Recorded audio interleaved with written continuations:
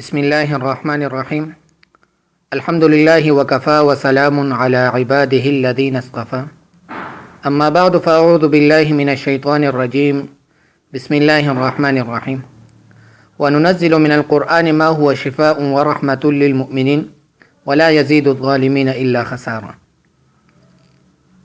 عزتمندو نن سبا داسې یو دور راغلی دی چې د هر یو کس په خوله بس د وبا نومونه دي چې وبا دی او بیماری ده او تکالیف دي. خو عزتمندو چې کوم مسلمانی نو هغه له د دینه متاثره کېدل نه دي پکار. ځکه عزتمندو چې الله تعالی قرآن مجید کې فرمایي چې دا قرآن مجید الله تعالی نازل کړی دی. الله تعالی په کې فرمایي وننزل من القرآن ما هو شفاء ورحمة للمؤمنین.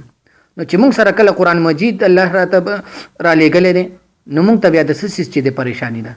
دې قرآن مجید کې د هر قسمه بیماری چې دی عزتمندو علاج شته دی. خو چې موږ له پکار دي چې موږ علماو ته رجوع کو د هغې نه چې دی د هغې په باره کې کومه بیماري د هغې په باره کې تپوس وکړو چې د دې بیمارۍ څه علاج دی.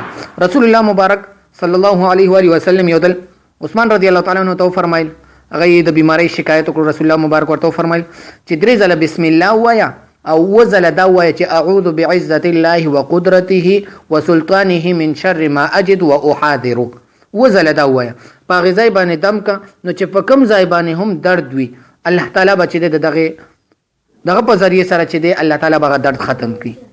بل عزتمندو یو خاص مجربه نسخه هغه دا ویل پکار دی چې هر سحر او هر ماښام بسم الله الذي لا يضر مع اسمه شيء في الارض ولا في السماء وهو السميع العليم. سحر 3 ځله ماښام 3 ځله ویل پکار دی. نو عزتمندو الله تعالی به مونږه د هر قسمه وبا او د هر قسمه تکالیف نه چې دی الله تعالی بچو ساتي. واخر دعوانا ان الحمد لله رب العالمين.